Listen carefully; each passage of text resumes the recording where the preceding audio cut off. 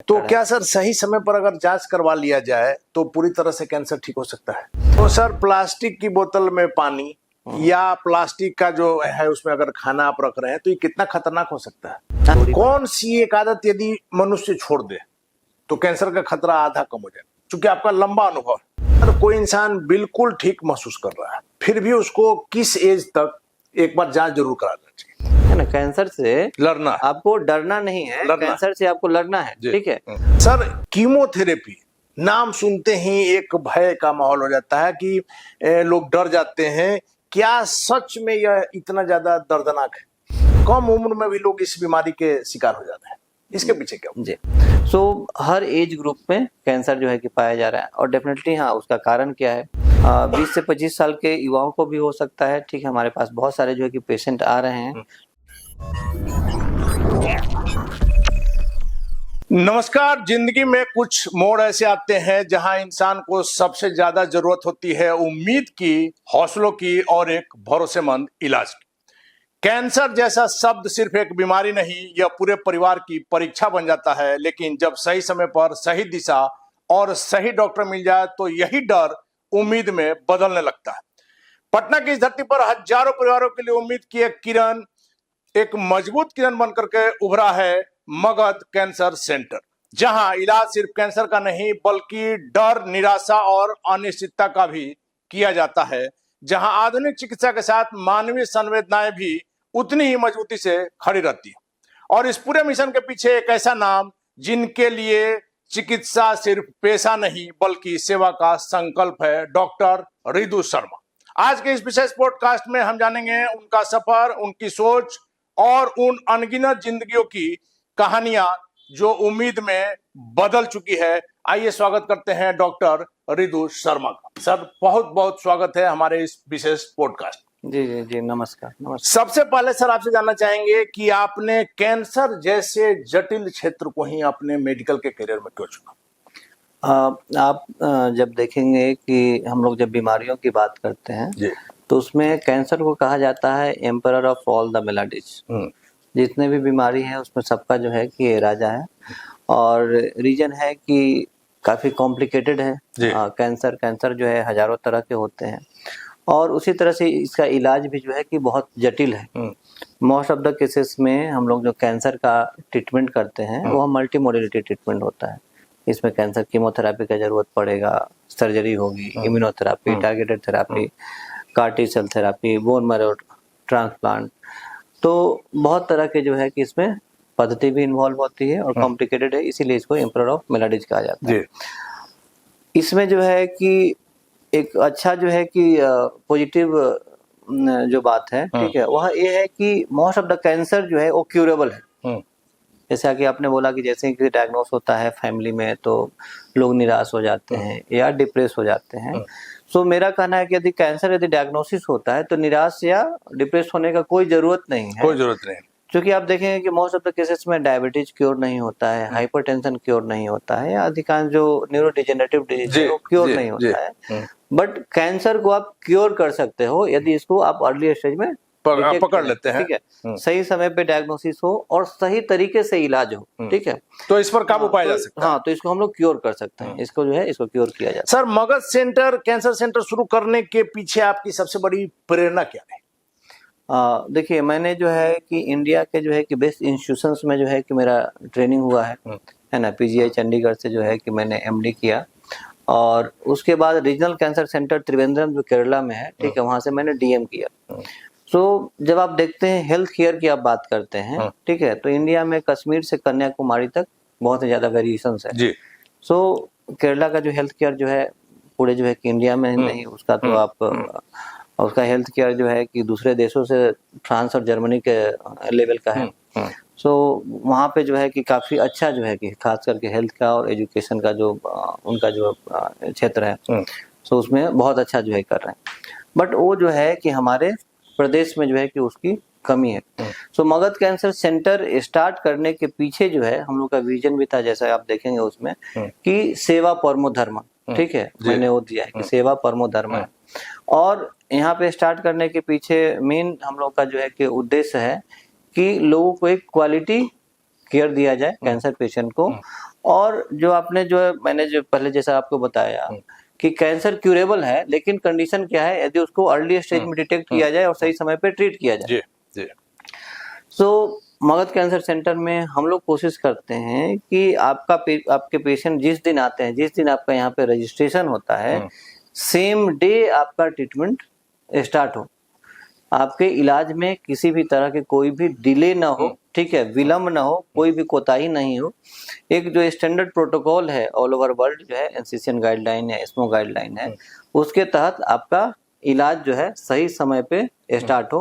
तो यदि हम लोग सही समय पे ट्रीटमेंट स्टार्ट करेंगे तो उससे क्या होगा कि आपका क्योर रेट जो है कि बढ़ जाएगा, पेशेंट का क्वालिटी ऑफ लाइफ जो है बेहतर होगा, और ओवरऑल जो है कि आपका ट्रीटमेंट कॉस्ट जो है कि काफी कम हो जाएगा।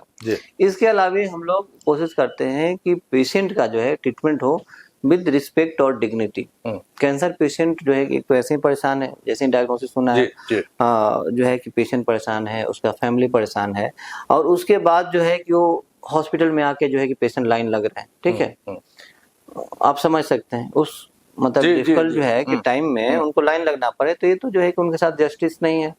सो हम लोग यहाँ पे कोशिश करते हैं कि आपके पेशेंट को लाइन लगने की जरूरत नहीं है, आप आइए आराम से बैठिए, और 5 से 10 मिनट के अंदर जो है कि आपको डॉक्टर मिलेंगे, और डॉक्टर जो मिलेंगे, और एक जो केयर वाला जो पार्ट है, ठीक है, आपको बेस्ट केयर दिया जाएगा, ठीक है, प्रॉपर जो है कि काउंसलिंग होगी, प्रॉपर तरीके से जो है कि ट्रीटमेंट होगा, और सही समय पे, ठीक है, राइट टाइम पे आपका ट्रीटमेंट होगा विद राइट प्रोटोकॉल। सर, यदि किसी को पहली बार पता चलता है कि उसको इस तरह की बीमारी है, तो पहला कदम क्या उठाना चाहिए? देखिए, कैंसर का जो डायग्नोसिस है, जब हम लोग पेशेंट को बताते हैं तो सबसे पहले जो है कि दिमाग में एक बात जो होती है मेरा कि कैंसर जो है कि केवल एक फिजिकल बीमारी नहीं है, केवल जो है हमारे फिजिकल शरीर को अफेक्ट नहीं करता है, मानसिक रूप से भी करता हाँ, यह जो है कि उसका मेंटल जो है कि हेल्थ को अफेक्ट करता है, उसके फैमिली हेल्थ को अफेक्ट करता है, फाइनेंशियल हेल्थ को अफेक्ट करता है, उसके सोशल लाइफ को अफेक्ट करता है,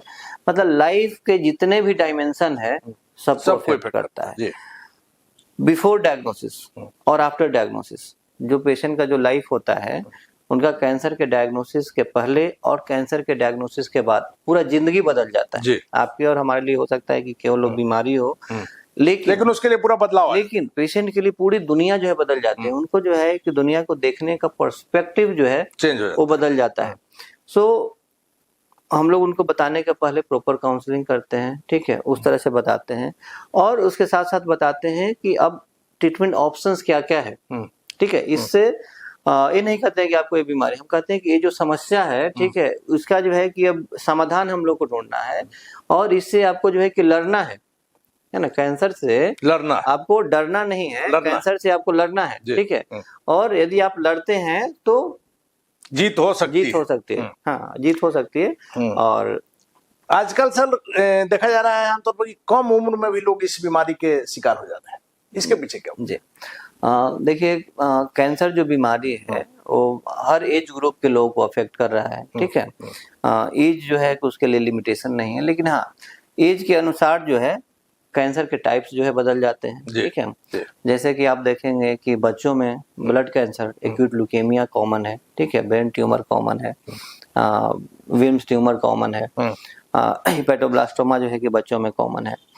ओल्ड एज में 60 प्लस वाले एज ग्रुप में देखेंगे, खास करके मेल पॉपुलेशन में मल्टीपल माइलोमा, प्रोस्टेट कैंसर, महिलाओं में ब्रेस्ट कैंसर, ठीक है, ये सब जो है कि ज्यादा कॉमन है। सो हर एज ग्रुप में कैंसर जो है कि पाया जा रहा है, और डेफिनेटली हाँ, उसका कारण क्या है? सो कारण क्या होता है कि कुछ कैंसर में जो होता है कि जेनेटिक हेरिडिटरी म्यूटेशंस वगैरह जो है कि इन्वॉल्व होते हैं, या बहुत तरह का जो कैंसर है जिसमें उसका जो कॉजेटिव फैक्टर है वो पता नहीं है, तो उसको हम लोग मेडिकल के टर्म में कहते हैं कि इडियोपैथिक कॉज है ना, उसमें किसी तरह का कोई कारण का पता नहीं चलता, लेकिन हो गया। हाँ, लेकिन सर, क्या माना जाए कि 20 से 25 साल के युवाओं को भी हो सकता है? जी हाँ, 20 से 25 साल के युवाओं को भी हो सकता है, ठीक है। हमारे पास बहुत सारे जो है कि पेशेंट आ रहे हैं, ठीक है, जो कि इस यंग एज ग्रुप में आते हैं। जैसे कि आप देखेंगे कि जिन लोगों को तंबाकू वगैरह खाने की आदत है, गुटखा वगैरह हमारे प्रदेश में बहुत कॉमन है, मुंह में दबा के रात बस हो गया, हाँ, वो लोग खाते हैं। सो उसमें हेड एंड नेक का कैंसर, ठीक है, गले का कैंसर, जीभ का कैंसर, है ना, बकल म्यूकोसा का कैंसर के साथ यंग एज वाले जो है कि पेशेंट आ रहे हैं।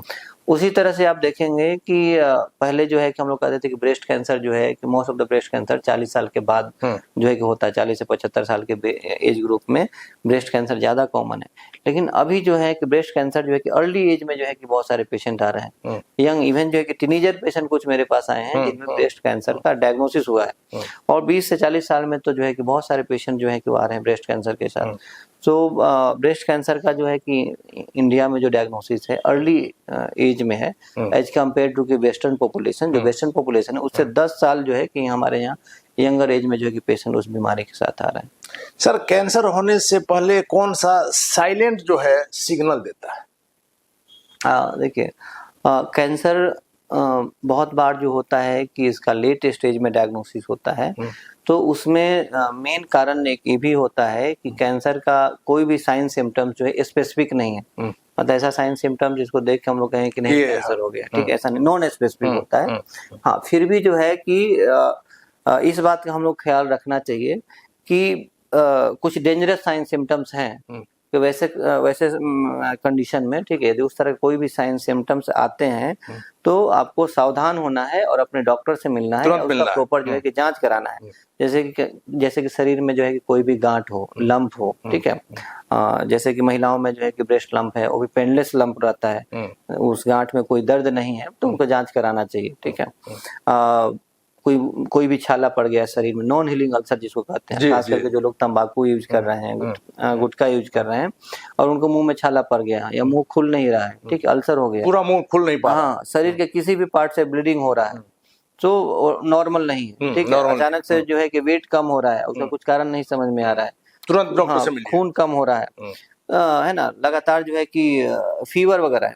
और एक बात जो है कि हमेशा जो है कि हम सबों को बताते हैं, ठीक है, इवन जो है कि जो हमारे डॉक्टर्स फ्रेंड आते हैं उनको भी हम कहते हैं कि किसी भी बीमारी का आपके पास जो लक्षण के साथ यदि कोई भी पेशेंट आए हैं और आप उनको इन्वेस्टिगेट कर रहे हैं, लेकिन जो है कि आपको सप्ताह 10 दिन तक कुछ भी पता नहीं चल रहा है, क्लू नहीं है, डायग्नोसिस नहीं मिल पा रहा है और सिम्टम्स परसिस्ट कर रहा है या कोई भी लक्षण जो है लंबे समय तक परसिस्ट कर रहा है और आप सिम्टोमेटिक ट्रीटमेंट दे रहे हैं या सिम्टोमेटिक ट्रीटमेंट उनका हो रहा है लेकिन आराम नहीं मिल रहा है, तो वैसे कंडीशन में एक बार आप ऑन्कोलॉजिस्ट का भी सलाह लें।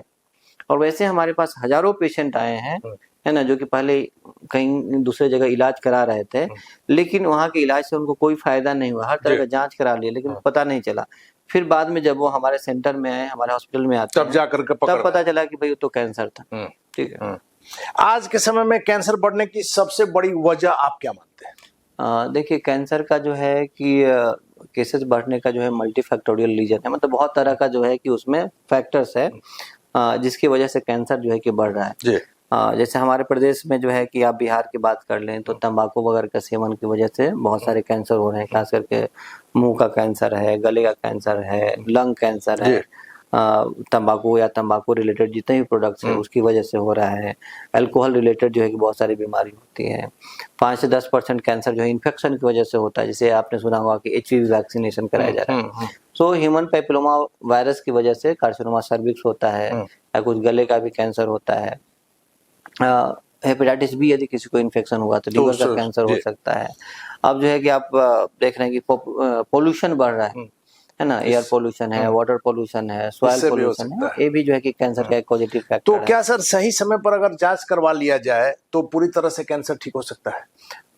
कैंसर को, मोस्ट ऑफ द कैंसर को यदि हम लोग अर्ली स्टेज में यदि डायग्नोस करें तो उसको क्योर किया जा सकता है। हाँ, मोस्ट इम्पोर्टेंट जो उसका प्रोग्नोस्टिक फैक्टर है डेफिनेटली जो है कि स्टेज है। अब जो है कि बहुत तरह का जो है कि नया नया ट्रीटमेंट का पद्धति आ गया है। सो उसमें आप देखते हैं कि जो बीमारी आज से 5 साल पहले, 10 साल पहले जो बीमारी क्योर नहीं हो रही थी, इवन एडवांस स्टेज में भी अब उसमें से कुछ परसेंटेज जो है बीमारी का वो क्योर हो जाती है ना, जैसे कि लंग कार्सिनोमा है ना, head and neck cancer. So even advance stage में, स्टेज 4 में भी बहुत सारे पेशेंट इम्यूनोथेरापी लेने की वजह से वो क्योर हुए, है ना। अब जो है कि आपका CAR T सेल थेरापी आ गया है। तो अब डे बाय डे जो है नया नया जो टेक्नोलॉजी आ रहा है, नए तरह के जो है कि दवाइयाँ आ रही हैं। सो उसकी वजह से भी जो है ना क्योर रेट बढ़ा है। ऐसे कौन से शुरुआती लक्षण हैं सर जिन्हें लोग अक्सर नजरअंदाज कर देते हैं, क्योंकि आपके पास तो अभी तक आपने लाखों पेशेंट देख चुका है। जी, खास करके आप देखेंगे कि महिलाओं में जो ब्रेस्ट लंप के साथ आते हैं, पेनलेस लंप, क्योंकि उनका कहना है कि इसमें जो है कि कोई दर्द नहीं है, ठीक है, कोई तकलीफ ही नहीं है, तो हम भाई क्यों डॉक्टर से दिखाने जाए। लेकिन यह जो है कि अवेयरनेस के लिए बहुत जरूरी भी है कि यदि शरीर में कोई भी गांठ हो रही है और वो पेनलेस लंप है, मतलब उसमें दर्द रहित है, उसे कोई परेशानी तब भी आप तुरंत डॉक्टर से एक बार मिल लीजिए। तब जो है वो ज्यादा खतरनाक है। यदि उस गांठ में दर्द हो नहीं हो, आपको मिल लेना चाहिए। इनिशियली यदि दर्द होता है या स्वेलिंग है तब उतना खतरनाक नहीं हो सकता, ज्यादा चांस है कोई बेनाइन हो। यदि दर्द नहीं हो तो ज्यादा दर्द नहीं है तब ज्यादा खतरनाक है। तो कोई भी पेनलेस गांठ है, ठीक है, तो उसको नजरअंदाज नहीं करें। सर क्या फ्रिज में रखा बासी खाना भी या जो बार बार फ्रिज से निकाल करके गर्म किया जाता है, यह भी एक कारण हो सकता है? देखिए, पहले से जो हम लोग का जो कल्चर है, इंडियन कल्चर है, हम लोग का जो खाने पीने का जो हैबिट्स यहाँ पे था, ठीक है, आज जो है कि प्रूवन है कि पूरे दुनिया में जो है कि वो बेस्ट था, ठीक है जी। हम लोग क्या खाते थे, हम लोग जो है वेजिटेरियन डाइट लेते थे, है ना, और रोटी चावल ले रहे हैं जिससे कि आपको कार्बोहाइड्रेट मिल जाता है। आप दाल खाते थे, उससे आपको प्रोटीन्स जो है कि मिल जाता था, है ना। वेजिटेबल्स और फ्रूट्स खाते थे जिससे आपको मिनरल्स और विटामिन वगैरह जो है कि मिल जाता, तो आपके पास एक संतुलित शरीर के लिए जो आवश्यक जो आवश्यक था, ठीक है।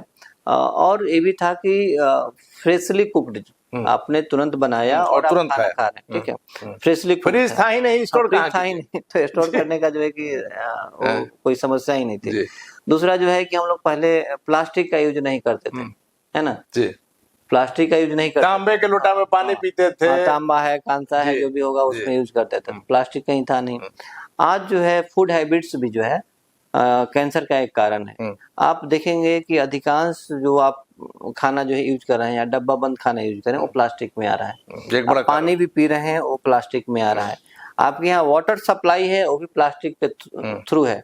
आप इस रूम में बैठे हुए हैं, आपके यहाँ हवा भी जो आ रहा है ना, वो मतलब एक आम आदमी के जीवन से प्लास्टिक पूरी तरह से जुड़ गया है, जिस कारण से जीवन दूर हो रहा है। जी हाँ, और प्लास्टिक जो है कि वह इनर्ट नहीं है, मतलब इनएक्टिव नहीं है, उससे कुछ ना कुछ जो है केमिकल्स जो है वो लीच होते रहता है, जो कि हमारे जो है कि सॉइल को पोल्यूट कर रहा है, हमारे वाटर पोल्यूशन के लिए जो है कि वो रिस्पॉन्सिबल है ना, और वो भी जो है कि कैंसर का एक। तो सर प्लास्टिक की बोतल में पानी या प्लास्टिक का जो है उसमें अगर खाना आप रख रहे हैं तो ये कितना खतरनाक हो सकता है? हाँ, डेफिनेटली ये जो है खतरनाक है। किसी तरह से जो है कि आप कोशिश करना है आपको कि प्लास्टिक का यूज ना करें, ठीक है, प्लास्टिक फ्री सोसाइटी, ठीक है।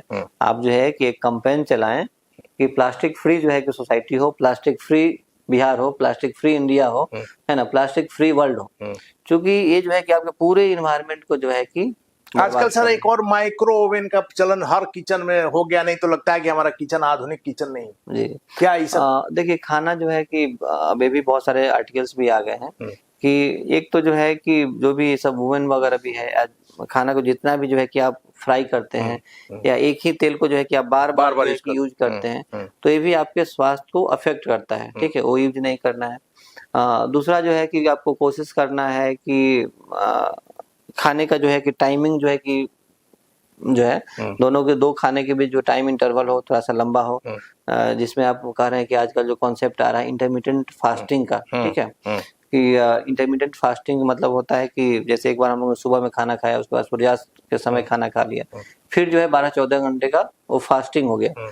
तो इंटरमिटेंट फास्टिंग से भी जो है कि बहुत सारी बीमारियों से हम लोग या सप्ताह में एक दिन पूरी तरह से उपवास कीजिए, या उपवास करें, उसका भी जो है कि आपके स्वास्थ्य पर जो है कि पॉजिटिव जो है कि असर पड़ता है। सर मोबाइल लैपटॉप का जो रेडिएशन है, ये जो आप देखते हैं छतों पर जो टावर लगा रहता है, क्या यह सब भी कुछ कारण हो सकता है? देखिए, हमारे स्वास्थ्य को तो अफेक्ट कर रहा है, ठीक है, चाहे हम लोग मोबाइल यूज कर रहे हो या जितने भी स्क्रीन टाइम बढ़ेगा हमारे स्वास्थ्य को अफेक्ट कर रहा है।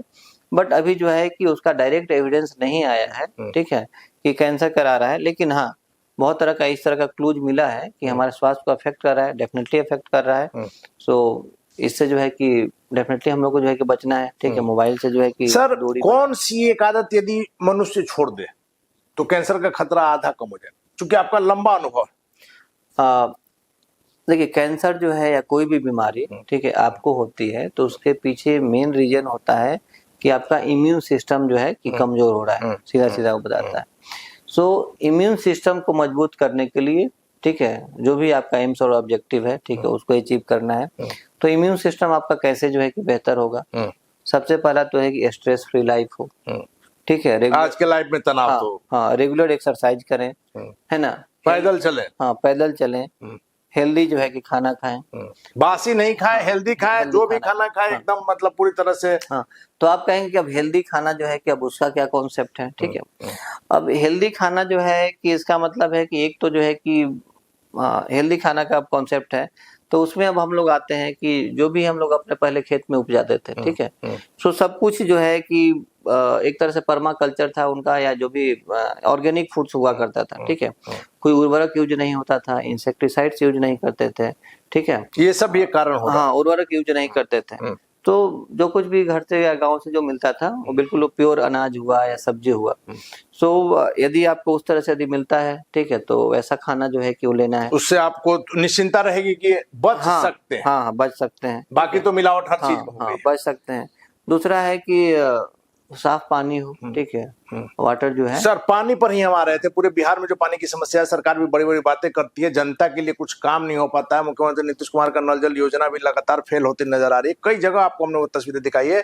आर्सेनिक युक्त जल सर बहुत बड़ी समस्या है बिहार के कई जिलों में। क्या इससे भी कैंसर का खतरा होता है? देखिए आर्सेनिक का जहाँ तक सवाल है, ठीक है, सो आप देखेंगे कि जो भी आपके जो है कि वाटर सोर्स हैं, ठीक है, जो भी आपकी नदियां हैं, तो वो नदियां आज नहीं हो तो जो है कि लाखों लाख साल से जो है कि चल रहा है, ठीक है, जहाँ जो भी एक आर्सेनिक का लेवल रहा हो। लेकिन जो आपका जो ड्रिंकिंग वाटर वगैरह जो है कि अधिकांश जगह चाहे पटना है आसपास में जो है कि है, उसमें आर्सेनिक का लेवल उतना ज्यादा बढ़ा नहीं, पहला चीज। दूसरा है अभी कहीं भी आप देखेंगे कि सब कुछ जो है कि अंडर स्टडी चल रहा है कि आर्सेनिक का रोल है या नहीं है अधिकांश कैंसर में, पहला चीज। दूसरा है कि सपोज यदि वहां पे आर्सेनिक है तब उसका जो है कि मैकेनिज्म क्या है कि उससे उसको यदि गंगा में मान लीजिए आर्सेनिक है तो पूरा गंगा के वाटर को तो फिल्टर नहीं किया जा सकता है, ठीक है, फिल्टर नहीं किया जा सकता है। या उसी क्षेत्र में रह रहे हैं तो हर किसी को तो उस तरह का कुछ बीमारी होने है, ठीक है, तो अभी भी जो है खास लोगों को हाँ क्वेश्चन मार्क है कि उससे जो है कि पूरी तरह से नहीं कहा जा सकता कि आर्सेनिक आर्सेनिक जल से कैंसर हो सकता है, ऐसा नहीं कहा जा सकता। हाँ वो एक मेजर इशू नहीं है,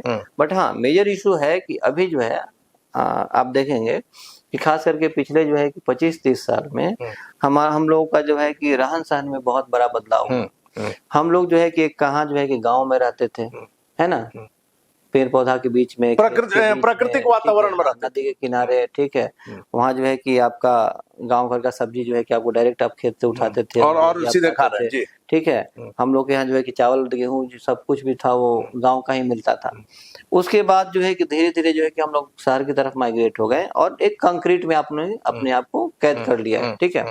अब कुछ भी जो है आपके पास जो आ रहा है, ठीक है, मजबूरी है, खाना ही है। सब्जी अब शहर में तो आप खेती उपजा नहीं सकते, हाँ उपजा नहीं सकते हैं। पानी भी जो है आपको बाहर से सप्लाई से आ रहा है। धीरे धीरे जो है जो आप एक जो रेगुलर जो आदमी खेत में काम करता था या जो भी एक व्यायाम करता था वो सब खत्म हो गया, आराम तलब जीवन हो गया, फिजिकल एक्टिविटी नहीं है, सीडेंटरी लाइफ हो गया है, ओबेसिटी बढ़ गया है। आप स्टडी करके देखिए कि पिछले जो है कि 50 साल में इंडियन पॉपुलेशन में भी सीडेंटरी हैबिट्स जो है कि बढ़ा है, ठीक है, ओबेसिटी बढ़ा है, डायबिटीज बढ़ा है, हाइपरटेंशन बढ़ा है, ठीक है, कार्डियक इश्यूज बढ़ा है ना, मेंटल स्ट्रेस जो है कि बढ़ा है। तो ये सब कारण जो है कहीं ना कहीं अफेक्ट कर रहे हैं, जिसकी वजह से एक तो कैंसर का डायग्नोसिस जो है बढ़ रहा है, कैंसर का इंसिडेंस बढ़ रहा है। अगर सर कोई इंसान बिल्कुल ठीक महसूस कर रहा है फिर भी उसको किस एज तक एक बार जांच जरूर कराना चाहिए? देखिए उसके लिए स्क्रीनिंग का जो है कि प्रोटोकॉल भी है, ठीक है, कि कोई भी महिला जो है कि 40 से 75 साल के एज ग्रुप में है तो उनको ब्रेस्ट कैंसर के लिए स्क्रीनिंग कराना चाहिए, ठीक है, या जो भी 30 साल के ऊपर में है उनको पैप स्मीयर वगैरह कराना है, मतलब कार्सिनोमा सर्विक्स के लिए स्क्रीनिंग कराना चाहिए। जो भी मेल पॉपुलेशन में है, ठीक है, 50 साल के ऊपर में है उनको प्रोस्टेट कैंसर, कोलोन कैंसर वगैरह का जो एक रिस्क रहता है उसकी स्क्रीनिंग कराना चाहिए।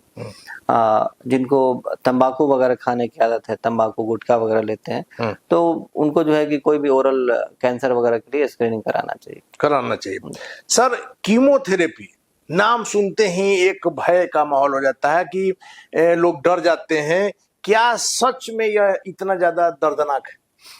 नहीं, आप अभी जो है कि आप हमारे हॉस्पिटल में भी जो है कि आप विजिट करके देख लेंगे। कैंसर कीमोथेरेपी क्या है? ग्रुप ऑफ ड्रग है ना? नहीं, लोगों में एक हुआ है सर। हाँ, हुआ है। जैसे अब किसी को टाइफाइड ट्रीट करना हो तो होगा, तो उसके लिए हम लोग सेप्ट्राक्सोन देते हैं, ठीक है, या एजिथ्रोमाइसिन देते हैं, जैसे दवा देते हैं। उसी तरह से कैंसर के ट्रीटमेंट के लिए अलग अलग तरह का दवा देते हैं, है ना। कोई दवा का नाम जैसे पैक्लिटैक्सेल है, सिस्प्लाटिन है, एड्रियामाइसिन है, तो ग्रुप ऑफ ड्रग है, ठीक है, जिसको कि हम लोग कैंसर को ट्रीटमेंट के लिए जो दवा देते हैं उसको हम लोग ने बोला कि भाई वो कीमोथेरेपी है। तो उसमें उस तरह की कोई परेशानी नहीं है, कोई दर्द नहीं है, कोई दर्दनाक कोई दर्द वगैरह नहीं है। अब तो जो है बहुत तरह का सपोर्टिव दवा आ गया है, जिससे कि आप कीमोथेरेपी की आप पहले ले लें तो उल्टी नहीं होगी, जो साइड इफेक्ट जो बाल ये सब जो उड़ जाता है। हाँ, बाल यदि उड़ता है, बहुत सारे दवा है जिसका साइड इफेक्ट बाल उड़ जाता है, पर उसका अल्टरनेटिव भी दवा है जो आप लेंगे तो इससे कि बाल वगैरह जो है कि नहीं उड़ेगा। बट ये ज्यादा जो है कि एक तरह से जो है कि लोगों में जो है कि ऐसा पहले से मिथ है, ठीक है, दिमाग में भरा बैठा हुआ है पहले से कि कीमोथेरेपी लेंगे तो बहुत परेशानी होती है। एक इस तरह का कंफ्यूजन वाला माहौल है। हाँ, तो बहुत तरह के जो मिथ है जो कि कैंसर से रिलेटेड है, ठीक है, उसके बारे में भी लोगों को अवेयर करना चाहिए। जैसे लोग कहते हैं कि यदि बायोप्सी करेंगे, सर्जरी करेंगे तो कैंसर फैल जाएगा, एक मिथ है। नहीं, ऐसा नहीं है।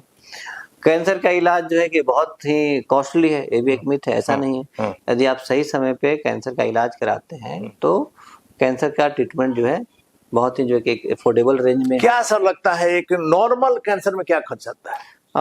देखिए, ये डिपेंड करता है कि कैंसर का टाइप कौन सा है, मिनिमम क्या किस साइड पे जो है कि कैंसर है। बहुत सारा फैक्टर्स है, किस स्टेज में जो है कि क्योंकि आपने शुरू में कहा कि अगर शुरू में आइएगा तब उसका ज्यादा संभावना है। हाँ, देखिए, अब कैंसर का जो अब जैसे कीमोथेरेपी की आपने बात की, तो अब कीमोथेरेपी जो है कि अब तो दवा इतना सस्ता हो गया है कि ऐसा भी दवा है जो कि 1000 रुपए में भी एक साइकिल हो जाता है, ठीक है, तब तो बहुत राहत है। कुछ इम्यूनोथेरेपी दवा है जो कि महंगा दवा है, बट अब जो है इम्यूनोथेरेपी का भी दवा जो है पूरे एक साल का जो है कोई ट्रीटमेंट जो है कि आ गया है, जो कि 5 से 10 लाख में जो हो जाता है, एक साल का ट्रीटमेंट जो है इम्यूनो में। हर इंसान को सर साल में कौन सा एक टेस्ट जरूर कराना चाहिए ताकि आगे के लिए अपने आप को सुरक्षित स्वस्थ महसूस कर सके और आने वाला अगर कोई खतरा हो तो उसको पकड़ा जा सके? देखिए, सबसे पहले तो जो है कि आपको टेंशन स्ट्रेस फ्री रहना है, ठीक है, स्ट्रेस फ्री रहना है। दूसरा है कि आपको खुद ही अपने आप को ऑब्जर्व करना है कि हमारे शरीर में कुछ एबनॉर्मल चेंजेस वगैरह है कि नहीं है। यदि कोई भी एबनॉर्मल साइन सिम्टम्स आता है तो उसका जांच कराना है, ठीक है। हाँ, रेगुलर एक्सरसाइज करना, स्ट्रेस फ्री रहना, हेल्दी डाइट लेना, ये हमारे स्वास्थ्य को जो है कि बेहतर रखता है।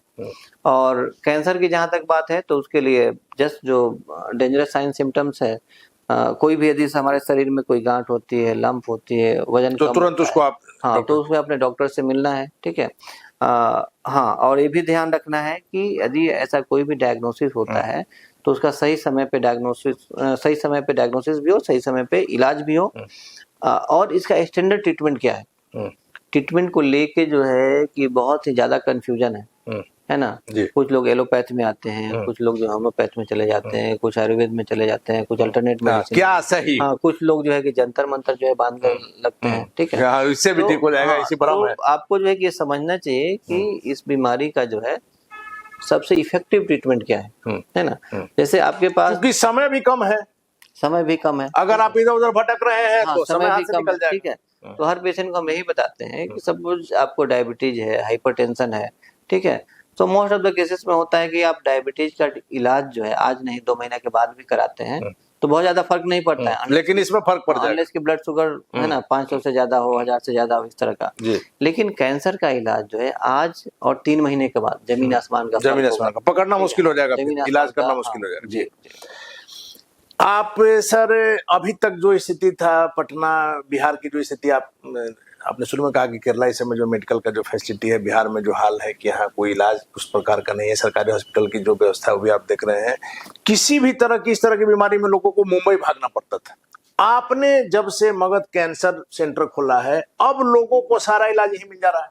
जी, देखिए कैंसर का हर तरह का ट्रीटमेंट हम लोग दे रहे हैं, चाहे वो कैंसर सर्जरी हो, कीमोथेरापी हो, इम्यूनोथेरापी हो, टारगेटेड थेरापी हो, है ना। हर वो चीज जो मुंबई जाना पड़ता हाँ, हर तरह का जो है वो ट्रीटमेंट यहाँ पे जो है कि अवेलेबल है।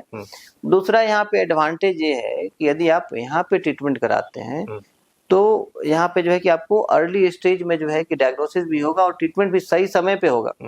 कैंसर का ट्रीटमेंट ये नहीं कि हमने कहाँ किस प्लेस पे लिया, इससे आपका प्रोग्नोसिस जो है इस पे डिपेंड नहीं करता है। मतलब इसका आपका कैंसर का रिजल्ट इस पे डिपेंड नहीं करता है कि दुनिया के किस जगह पे आपने इलाज कराया, बट हाँ डेफिनेटली इस पे डिपेंड करता है कि आपने सही समय पे इलाज कराया कि नहीं कराया और सही तरीके से इलाज कराया कि नहीं कराया। सही समय पर सही तरीके से तो आधे से ज्यादा संभावना आपका सही होने का है, ठीक है। लेकिन परेशानी होती है कि लोग दौड़ने लगते हैं, भागने लगते हैं, कहीं भी चले जाते हैं।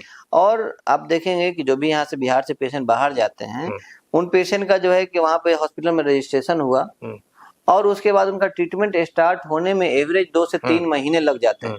और यही समय जो होता है ना उनके लिए जो है कि वो पकड़ना फिर उसको मुश्किल हो जाता है। आपके यहाँ तुरंत इलाज शुरू होता है और ऐसे माहौल में कि उसके मन से पेशेंट के डर को निकाल दिया जाता है कि कैंसर एक हवा नहीं है, ये अभी डायबिटीज की तरह, हार्ट की बीमारी की तरह एक नॉर्मल चीज है जो कि इलाज से ठीक हो सकता है।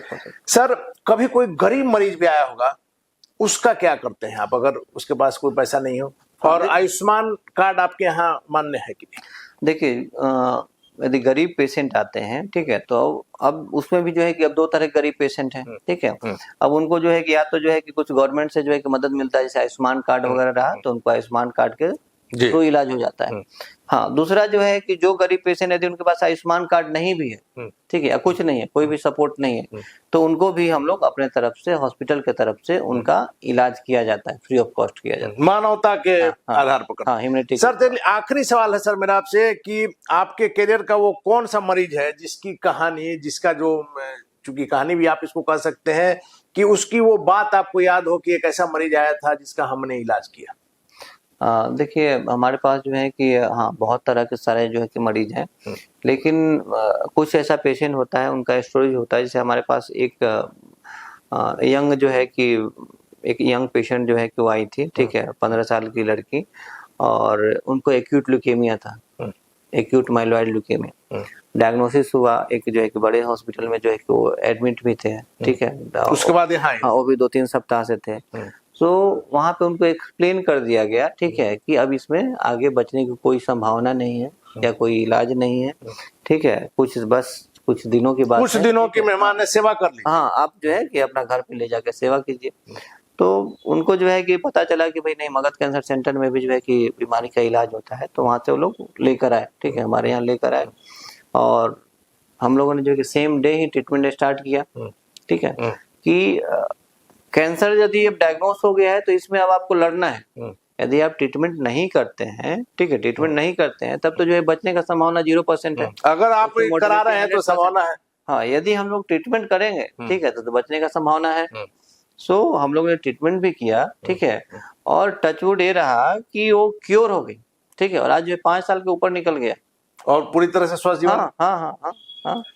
तो देखिए, डॉक्टर साहब ने शुरू में कहा कि कैंसर से डरना नहीं है, कैंसर से लड़ना है। पहले जिस बीमारी के इलाज के लिए आपको सीधे मुंबई टाटा मेमोरियल हॉस्पिटल जाना पड़ता था, वैसे में पटना में मगध कैंसर संस्थान जो है वैसे मरीजों के लिए एक बड़ी आस बनकर के आया है, जो आर्थिक रूप से, हालांकि यह बीमारी तो मानसिक रूप से भी तोड़ देती है जिस प्रकार से समाज में एक प्रचलन हो गया है, लेकिन मगध कैंसर संस्थान जो है पूरी तरह से गरीब मरीजों के लिए, वैसे मरीज जिनको क्षमता नहीं है, जिनके पास पैसे की कमी है, तमाम तरह की सुविधा है। और सबसे महत्वपूर्ण जो बात है कि इसमें कोई देरी नहीं होता है, तुरंत जिस दिन आप आते हैं उसी दिन से इलाज शुरू होता है। और मुंबई जैसे बड़े शहर में रहने खाने का जो परिवार का खर्चा है उससे भी आपको निजात मिलता है। और डॉक्टर साहब ने साफ तौर पर कहा कि ऐसे मरीज जिनको किसी दूसरे हॉस्पिटल ने यह कह दिया था कि अब कुछ दिनों की मेहमान है, वह भी यहाँ आकर के ठीक हो गए। लगातार आपको अपने पॉडकास्ट में बिहार की बड़ी हस्तियों से मिलाते रहे। आज निश्चित तौर पर कैंसर से जुड़ी हर वो बात जो आपके ध्यान में थी उसको बताने का, समझाने का हमने प्रयास किया, और किसी प्रकार का आपको कंफ्यूजन नहीं होगा। लगातार जो है हमारे साथ बने रहिए। अगले किसी विशेष पॉडकास्ट में बिहार के किसी बड़ी हस्ती से फिर आपकी मुलाकात कराएंगे। फिलहाल हमें दीजिए इजाजत। नमस्कार, धन्यवाद सर। Thank you.